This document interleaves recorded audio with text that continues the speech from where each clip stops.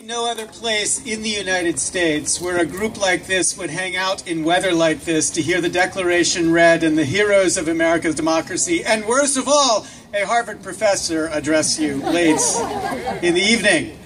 But I'm grateful you're here.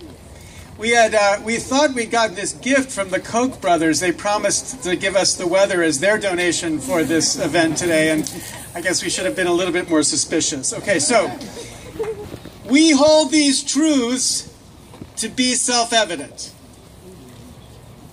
The man who penned that declaration was a genius. My kind of genius, the sort of genius who writes things which, when you read it, you get the genius in them. Today we have other kinds of geniuses, geniuses who write things like E equals MC2, right? That genius, they say that's genius, but it doesn't quite pull in the same way as the words of Jefferson. But there is one thing that genius, Albert Einstein, is said to have said. What he said was, the definition of insanity is doing the same thing again and again and again, but expecting something different to happen. Now, I love that quote. That is genius. I learned then that Albert Einstein didn't actually write that quote, which makes me very sad because it would be the one genius thing that Einstein said that I actually understood. But here it is. Whether by Einstein or not, there is genius in that story. And it reminds me of where we are in American politics right now. Because we've entered the happy time of American politics. You know, every 4 years, or about a year, we believe something is possible. Whether you're a Republican or a Democrat, you listen and you believe. They tell you stories about how the debt will be addressed, or how student debt will be addressed, or we will have climate change legislation, or health care reform that makes it so everyone can afford it, or we will have an immigration policy, or finally address the injustice of inequality. We will have a system of justice that addresses Black lives in America. They tell us these stories, and for a brief, happy time, we believe it. And we imagine that if we can just elect our Superman or Superwoman, black or white, Latino or not, if we can elect our Superman and send our Superman to Washington, those dreams will come true.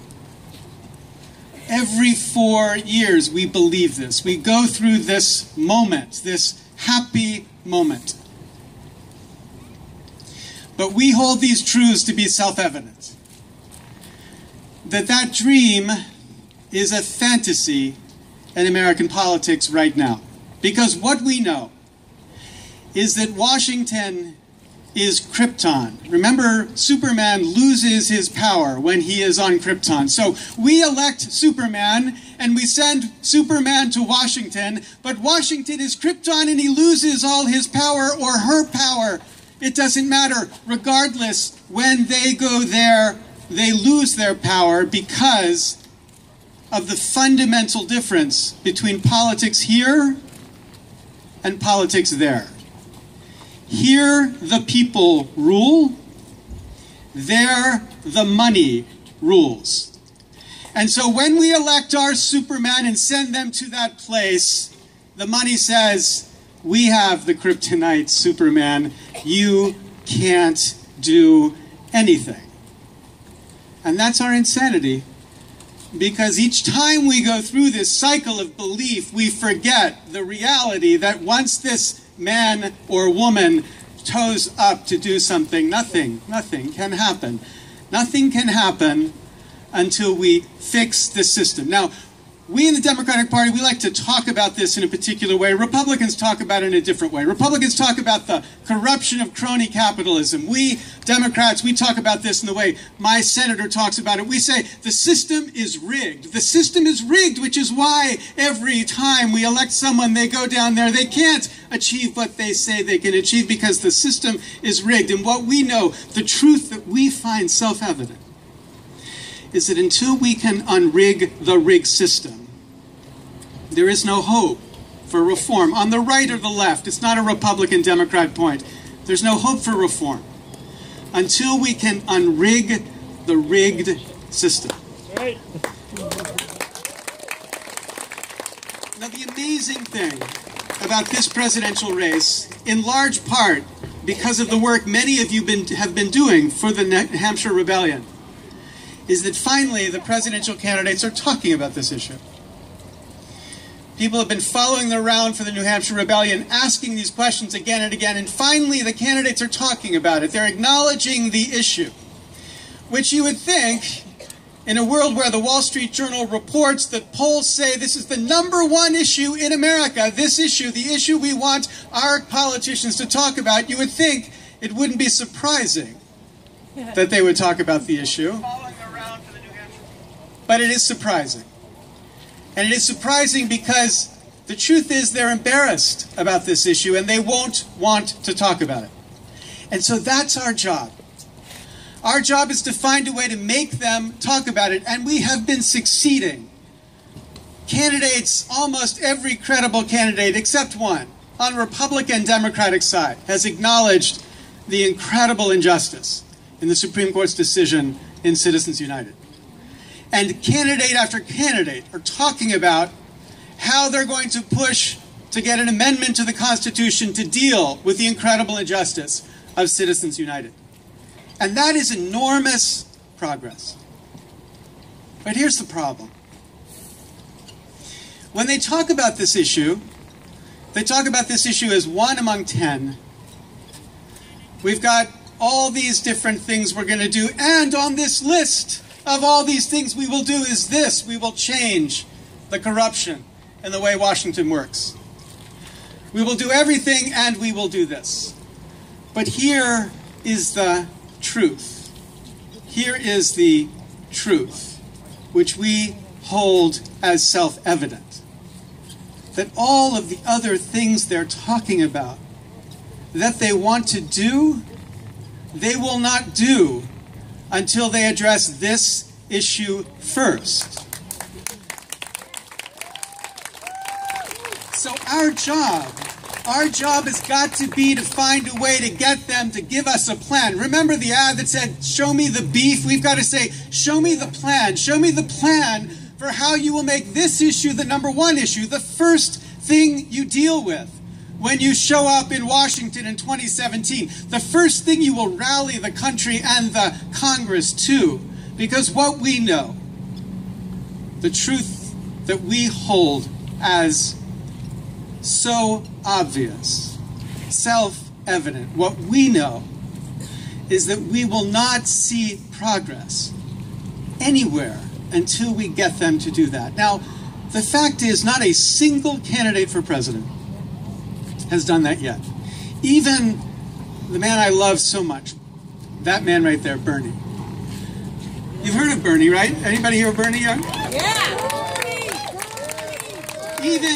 Even Bernie, when he announced, of course, was one of the few candidates, and this is incredibly important, to talk about the need to change the way we fund elections.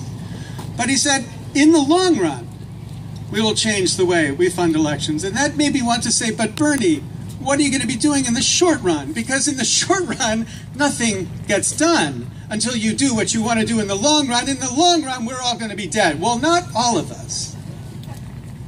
We'll be gone, and we will have left for them a government and a nation and a series of problems that they cannot begin to address because we have not solved the problem on our time, the problem that we caused on our time. So this has got to be our cause, to make this the first issue they talk about and to give us the plan for how they will get it addressed. Now that sentence, we hold these truths to be self-evident, is followed by a sentence which many people find hard to credit. Indeed, in the reading of the Declaration of Independence, it had to be amended a little bit. That sentence is followed by, all men are created equal. When you think about that sentence, when it was uttered, you think, what the heck could that have meant, right? There was one state in the nation where blacks were free in 1776, one state. In the rest of the country, slavery was still enforced. It was practiced in the South, but it was enforced throughout the country. Women not only could not vote, they could not own property independent of their husband. So in that context, utter the words, all men are free, makes you kind of think, well, geez, maybe they had politicians back then too, because it sounds so deeply implausible. But I am a deep believer in the truth of what the Declaration said. The truth. And that truth was uttered most powerfully by Dr. Martin Luther King 50 years ago, June 6th, when he spoke at Lincoln University. And Dr. King said, America is a dream not yet realized. And that dream is captured in the sublime words, all men are created equal. But what he meant by that sublime dream was we work through time, over time, to deliver the equality that that ideal speaks of. And over the 239 years since those words were written, we have made progress, slow progress, not complete progress, but we have made extraordinary progress in achieving equality where there wasn't before. We're not finished with racial equality or sex equality. And we've just celebrated the first true rounds of equality based on equality regardless of whom you happen to love. Those equalities we should be proud of. But when we look back and think of the framers as oblivious because they didn't understand race equality or sex equality, we should realize that if they looked at us, they would think of us as oblivious too. Because the one equality they cared about, we have allowed to die in the United States. The equality of citizens. That man, James Madison, when he explained the meaning of the Constitution a dozen years after Jefferson wrote the Declaration of Independence, he said we would have a government that would be, quote, dependent on the people alone. And then to make sure nobody was unclear about what that meant, he went on to say, by the people, I mean not the rich more than the poor. Not the rich more than the poor. His conception of equality was citizen equality. His conception was of a system where we would not divide the nation on the basis of one's wealth. But that conception of equality we have lost. We have lost because we have allowed a system for funding campaigns to develop which does precisely give more power to the rich than to the poor. This single equality that they gave us, we have allowed to die, the equality of equal citizens. And that is the inequality that got Granny D into this fight. When you read her tell the story of why she took this up, she described a time, she said, where as an ordinary citizen, she felt she could talk to her representatives and feel like they cared about what she said. And then she described how that changed.